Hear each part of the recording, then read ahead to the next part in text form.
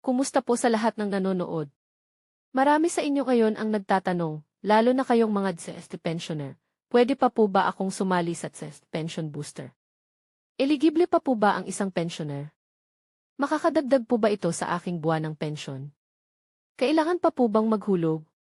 Automatiko po ba ang enrollment? May age limit po ba?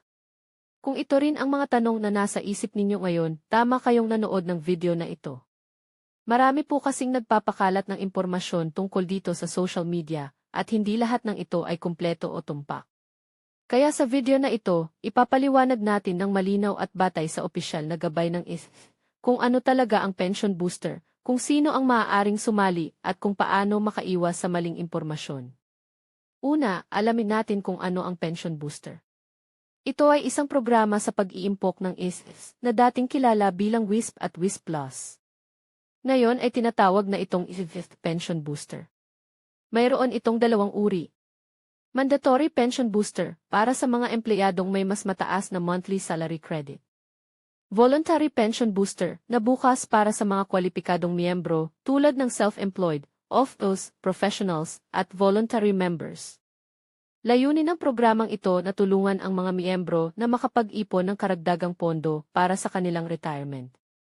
Mahalagang tandaan na hindi ito kapalit ng regular na kontribusyon sa Hindi ito buwanang pensyon, at hindi rin ito pension increase. Isa lamang itong hiwalay na savings program na pinamamahalaan ng Ngayon, ang pinakamahalagang tanong, pwede pa ba talagang sumali ang isang pensioner? Batay sa opisyal na alituntunin ng ang pagiging kwalipikado sa pension booster ay nangangailangan na ang miyembro ay may naipost na kontribusyon at wala pang na-file na final benefit claim. Ibig sabihin, ang programang ito ay pangunahing para sa mga aktibong miyembro bago pa sila mag-claim ng kanilang retirement, disability, o death benefit.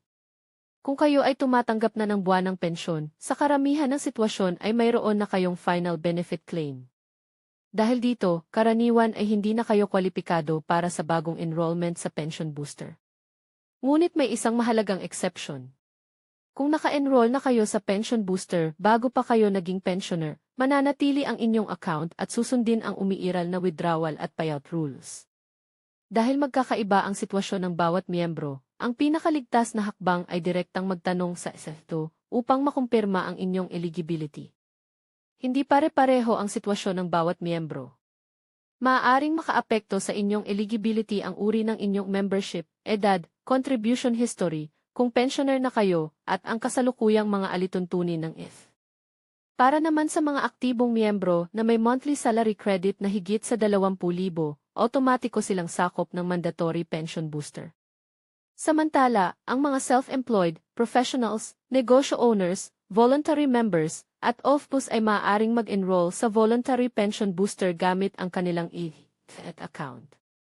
Ang minimum contribution ay 500 bawat hulog at wala itong maximum contribution limit.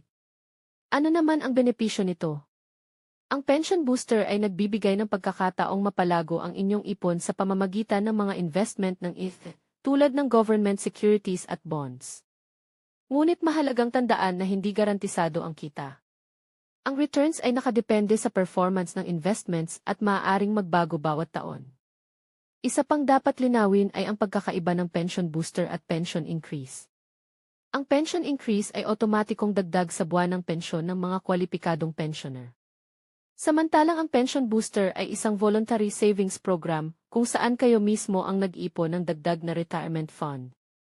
Magkaiba ang dalawang programang ito at hindi dapat paghaluin. Ngayon, pag-usapan naman natin ang mga scam. Maraming kumakalat na maling impormasyon sa social media. May mga nagsasabing otomatiko raw ang enrollment, garantisado raw ang dobleng pensyon, o may espesyal na registration link. Mayroon ding mga peking website at mga nagpapanggap na kinatawan ng upang manghingi ng bayad o personal na impormasyon. Tandaan, ang opisyal na impormasyon ay nagmumula lamang sa opisyal na website ng sa account, at sa verified official social media pages nito.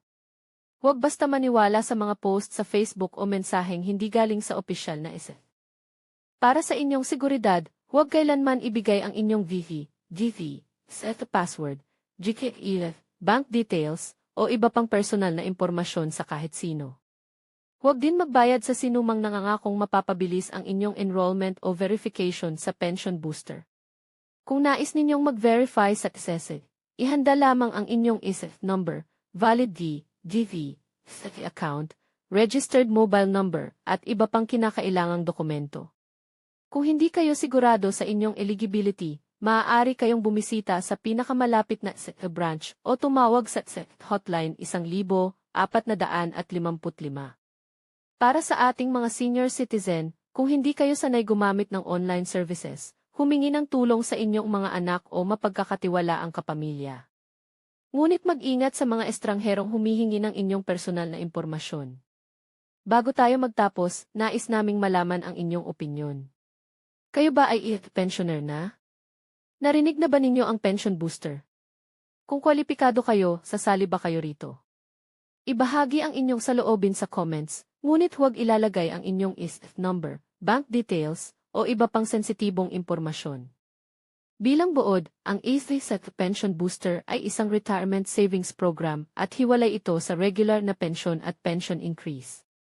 Kung kayo ay pensioner na, karaniwan ay hindi na kwalipikado sa bagong enrollment dahil mayroon na kayong final benefit claim. Gayunpaman, kung dati na kayong naka-enroll bago kayo nagretiro, ay hiwalay na patakaran para sa inyong account. Para sa eksaktong impormasyon tungkol sa inyong kaso, makipag-ugnayan lamang sa opisyal na SSE. Maraming salamat sa panonood. Kung nakatulong ang video na ito, huwag kalimutang mag-like, mag-subscribe, at i-on ang notification bell para sa mas marami pang updates tungkol sa SSE, pension release, pension increase, senior citizen benefits, at iba pang mahahalagang balita sa Pilipinas. Maraming salamat at magkita-kita po tayo sa susunod na video.